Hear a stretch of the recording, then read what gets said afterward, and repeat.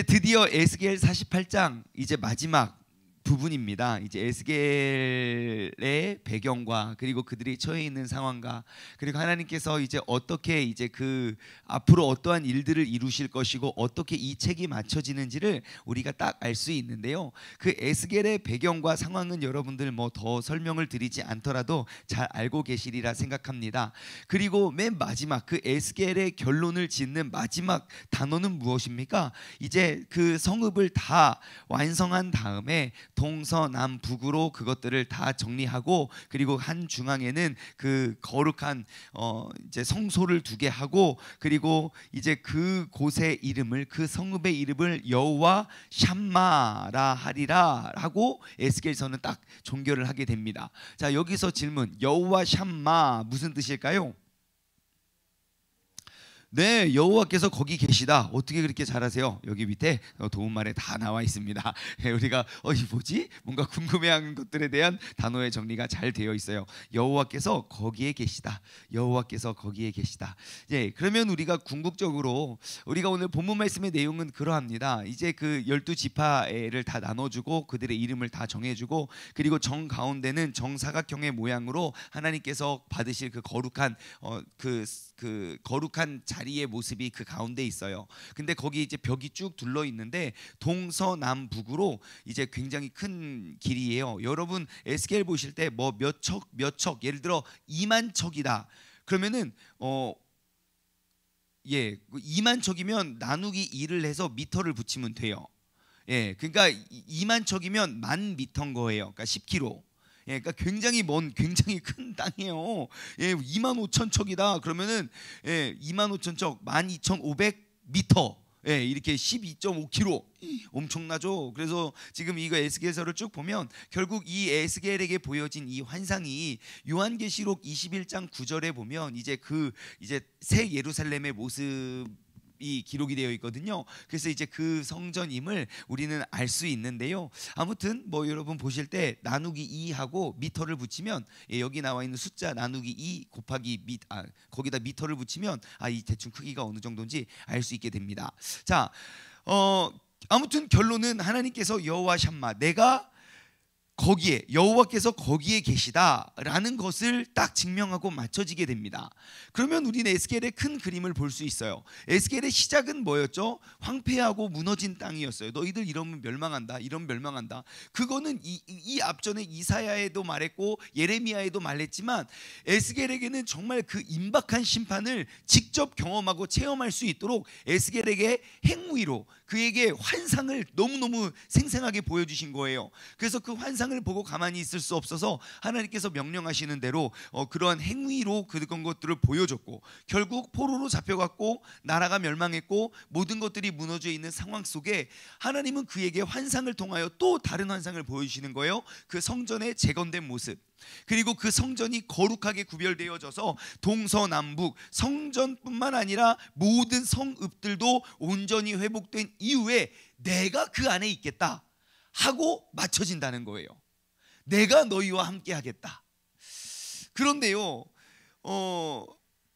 그 하나님의 마음 모든 것들을 회복시켜서 결국 주님께서 원하시는 건 뭐예요? 나와의 동행이라는 거예요.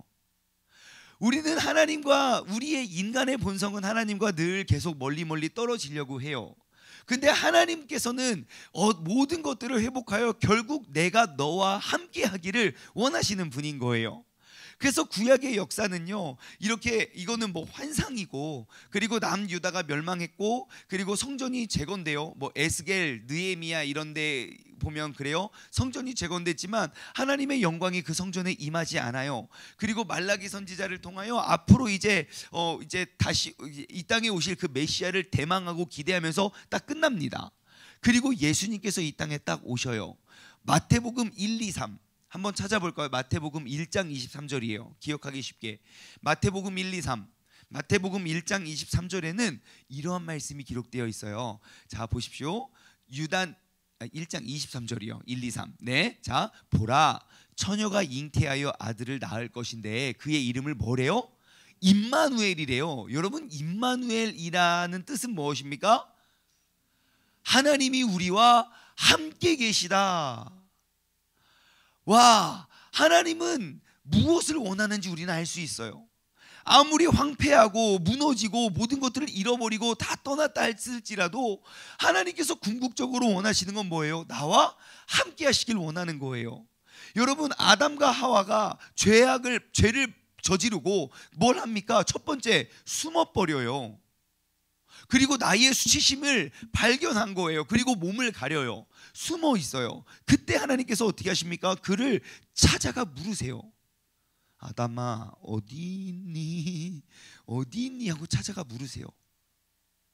하나님께서 나와 함께 하시기 원함인 거죠. 그러면 이 여호와 샴마, 하나님이 우리와 함께 하심의 의미가 무엇일까 한번 생각해 봤으면 좋겠어요.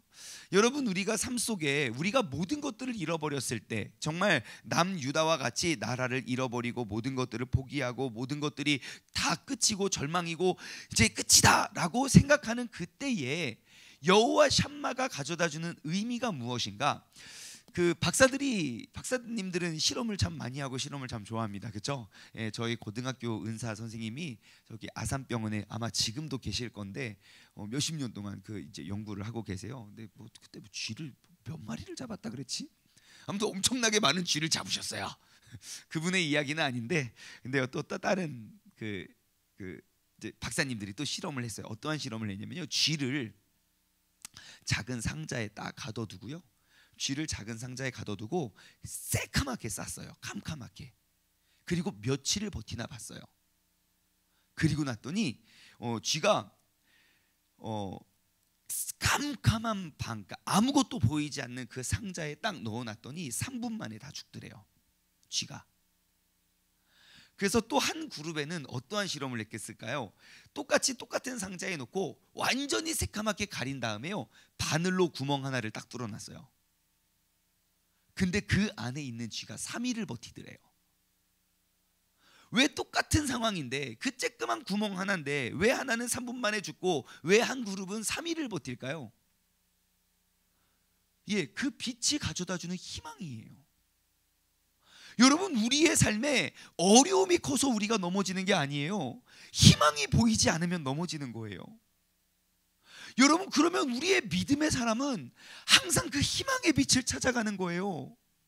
절망적인 상황 속에 절망이 아무리 많으면 뭐합니까? 희망만 있으면 되는데요. 나라가 황폐하고 모든 것들이 무너지면 어떻습니까? 결국 하나님께서 에스겔에게 말씀하신 그 명령의 결론은 무엇입니까? 여호와 샴마, 내가 너희와 함께 하겠다. 내가 그곳에 거하겠다. 내가 너희 안에 임하겠다. 그 주님의 약속이잖아요. 우리에게는 그 희망 한 줄기의 빛만 있으면요, 여러분, 이 세상에 80년 인생 이거 충분히 버텨낼 수 있습니다. 사람들이 왜 스스로 오늘도 40여 명의 사람들이 죽었거나 죽을 계획입니다. 스스로 목숨을 끊어서. 한국 하루 평균 자살률이 40여 명이에요. 매일매일 그렇게 스스로 목숨을 끊어가요. 원인이 뭘까요? 어려움이 커서가 아니에요. 희망이 없기 때문이에요. 이제 끝이다. 난 이제 다 끝났어. 아무도 나를 받아주지 않을 거야. 나에겐 더 이상 희망이 없어. 여러분, 내가 정말 지금 남유다 이스라엘의 상황처럼 내가 모든 것들이 멸망하고 모든 사람들에게 빼앗기고 둘러싸여 있을지라도 여러분, 이 여호와 샴마의 은혜를 기억하시기 바랍니다. 하나님께서 궁극적으로 원하시는 건 나와 함께 머물기를 원하신다는 것. 그리고 보니까요, 구약 성경에는 완전히 황폐해버린 그 땅에 주님께서 말씀하셔요. 내가 너희와 함께 하겠다. 내가 그 안에 거하겠다 말씀하세요. 그런데 그곳에는 막 인간이 이 죄를 어떻게 감당할 수 없으니까 하나님께서 친히 예수 그리스도를 이 땅에 보내시고 이를 임마누엘이라 하라. 그 뜻은 하나님이 우리와 함께 계신다라고 말씀하셔서 예수님과 함께 그들의 삶을 어떻게 천국에 이르를 수 있는지, 어떻게 우리가 죄의 사함을 얻을 수 있는지에 대해서 예수님이 친히 보여주셨고 천국을 향한 그 길을 열어주셨고, 예전에는 성소와 지성소, 그 거룩한 곳을 들어갈 수 있는 건 제사장만의 일이었고 유대인들만의 그러한 약속이었다면, 하나님의 원래 계획대로 아브라함을 통하여 모든 민족을 너에게 주겠다. 예수님을 통하여 증명해 보이신 거예요. 구원은 우리 유대인들에게만 있었던 게 아니라 이방 민족들에게도 있을 수 있다. 그리고 하나님 그 거룩한 지성소에 들어갈 수 있는 그 휘장이 예수님께서 십자가에 달리는 순간 위로부터 아래까지 쫙 찢어졌잖아요. 그래서 우리 모두는 주님의 영광으로 나아갈 수 있다. 그러고 우리에게 약속하신 게 무엇입니까? 이제 성령이 너희 안에 거하셔서 너희와 늘 함께 하겠다고. 여러분, 우리가 힘들고 어렵고 이게 끝이라 생각하고 이게 마지막이라고 생각하는 그때에 내 안에서 외쳐 들리는 그 한마디, 하나님이 궁극적으로 원하시는 건 여호와 샴마라는 사실을 여러분 기억하시기 바랍니다. 한 줄기의 빛이 있으면 우리는 희망을 얻을 수 있습니다. 그러면 이 여호와 샴마의 또 다른 의미는 무엇일까요? 자, 내가 너희와 함께 하겠다. 내가 그곳에 거하겠다. 그러면 이렇게 생각할 수 있어요. 그러면 여호와께서 그곳에, 그 새 성읍에 여호와께서 계시면 다른 곳은 안 계십니까? 네? 하나님 여기만 계시고 여기는 안 계십니까? 아니에요. 자, 지금 여호와 샴마를 우리가 이해하기 위해서 아마 여러분 들어보신 일일 수도 있는데, 이거 예화인데요. 되게 유명한 예화인데, 예전에 미국에서 어떠한 이제 금실이 좋은 부부가 있었어요. 그러니까 중년의 부부가 있었는데, 그 부부가 그 아내, 와이프 되는 사람이요. 와이프 되는 사람이 이제 시력을 잃은 거예요. 시력을 잃어가지고 시력을 잃어가지고 이제 더 이상 눈이 시력이 너무너무 안 좋은 상황에서 수술을 했는데 수술이 잘못돼서 시력을 완전히 잃어버린 거예요. 그러니까 아무것도 보지 못하는 거예요. 근데 이제 본인이 해왔던 업이 이제 안 보고도 오랫동안 했던 일이어서 내가 이 일을 이제 그만두지 않고 계속 이제 그 일을 해가는 거예요. 그런데 그 아내가 앞을 보지 못하는 데다가 직업까지 잃어버리면 정말 이 아내에게는 희망이 없겠다 싶어서 그 남편이 친히 아내와 매일 같이 출근을 해주는 거예요. 그러니까 어디서 넘어질지 모르고 어떻게 쓰러질지 모르고 또 어떠한 어려움을 당할지 모르니까 매일매일, 운전 당연히 못하죠. 그러니까 대중교통을 이용해서 함께 그 직장까지 매일 같이 가주는 거예요. 그러다가 한 해가 지나고 2년이 지났어요. 어느 날 그 남편이 작정을 한 듯 아내에게 이야기를 합니다. 그렇게 이제 하고 다니다가 이제 어느 날 갑자기 이야기를 합니다. 남편이, 야, 여보 이제 앞으로 혼자 다녀. 내가 힘들어서 같이 못 다닐 것 같아. 너무너무 힘들어서 당신을 뒷바라지 해줄 수도 없고 이렇게 내가 이렇게 나도 이제 할 일을 해야 되고, 그래가지고 그 아내를 혼자 보냅니다. 그래서 너무너무 원망스러웠대요. 어떻게 아내가 이렇게 아픈데 자기 뭐 일이 뭐가 그렇게 중요하고 급하다고, 힘들면 뭐 그렇게 힘들다고 나를 그렇게 혼자 보내냐고. 그리고 맨날 남편이 손잡아 주면서 가던 길을 이제 혼자 가려니까 얼마나 힘들겠습니까? 때로는 넘어지고 때로는 길을 잘못 들고 때로는 힘들었어요. 그런데 버스를 타고 또 가고 그 남편을 그렇게 원망하면서 다녔는데, 그리고 2년이 지난 어느 날이었어요. 2년이 지난 어느 날 아내가 버스를 타고 딱 직장에 쭉 출근하려고 하는데, 그 버스 기사가 항상 그 같은 시간대 같은 기사가 돌잖아요. 그러면서 이야기를 하는 거예요. 진짜 사모님은 진짜 행복한 사람입니다.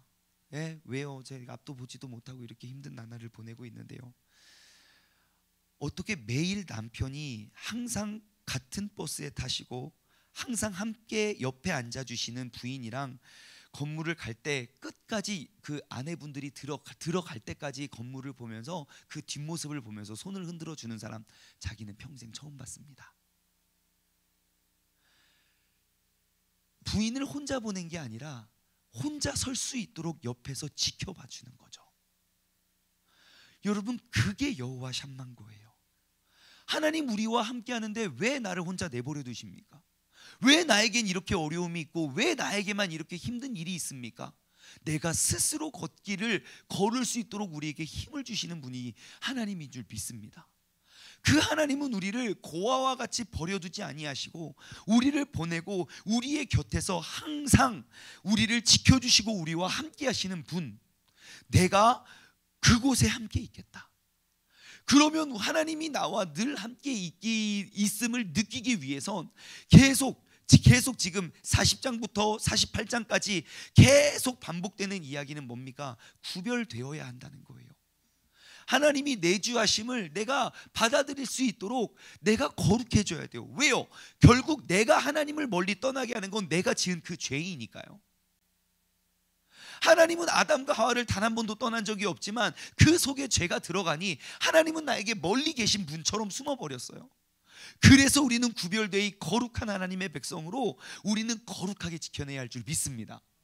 제가 지난 주일날 우리 이 미디어들을 우리가 보지 말자 라고 설교를 하고, 제가 또 계속 보고 있을 수도 없지 않겠습니까?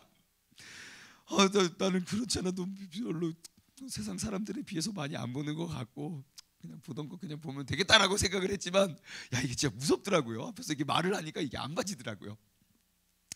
그런데요, 그걸 발견했어요. 예전에는, 그러니까 예전이라 하면 뭐 지난주 토요일까지예요. 유튜브를 딱 키잖아요. 유튜브를 키면 내 관심거리가 너무너무 많아요. 이것도 막 이렇게 관심거리가 많았거든요. 근데 이번 주에는 유튜브를 딱 키면 내가 목적이 있거든요. 내가 뭐 이런 것들을 보는 게 목적이 아니라 예배를 틀거나 혹은 뭐 본당의 예배는 어떤가 뭐 이런 것들, 뭐 다니엘 기도 이런 것들이 목적이거든요. 그 목적을 가지고 딱 피니까요, 다른 기사들에 관심이 안 가져지더라고요. 진짜 신기하더라고요.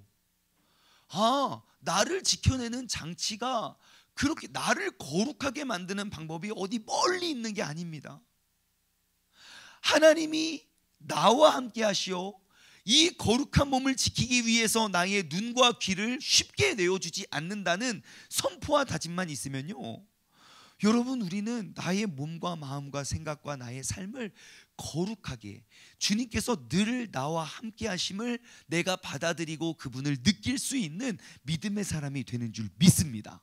여러분, 오늘 하루를 살아가실 때에도, 남은 여생을 살아가실 때에도 여호와 샴마, 정말 모든 것들을 잃어버리고 포기해버린 그 가운데 하나님께서 모든 것들을 재건하시어 내가 그 안에 거하겠다. 그 주님께서 늘 동행하며 우리가 모든 어려움도 이겨낼 수 있는 우리 모두가 되기를 주님의 이름으로 간절히 소망합니다. 기도하겠습니다. 하나님 아버지, 감사합니다. 오늘 이 아침에도 주님께서 우리를 세워주시고 또 우리를 불러주시고, 아버지 하나님, 주님께서 오늘 이 새벽에도 나와 함께 계시고 나를 지켜 보호하여 주시는 그 주님의 은혜가 이 시간 이 자리 우리 가운데 임함을 우리가 고백해 하여 주심에 감사드립니다. 때로는 내가 혼자인 것 같고, 때로는 이것이 끝인 것 같고, 때로는 모든 것들이 무너지고 빼앗기고 더 이상 희망이 없고 이 나라는 멸망했고 정말 그 바벨론이라는 대제국 앞에 우리는 무릎 꿇어야 됐고 어떠한 희망이 없어 보이는 그때에도 하나님은 에스겔에게 명확한 환상을 통하여 그 모든 무너진 것들을 온전히 회복하고, 그리고 그곳에서 생명의 생명수가 흐르며 그곳에 내가 너희와 함께 하겠다 약속하신 주님, 아버지 하나님, 에스겔의 시작은 절망이었지만 에스겔의 마지막은 절망적인 상황 가운데 내 안에 피어진 그 희망의 메시지임을 우리가 기억하길 원합니다.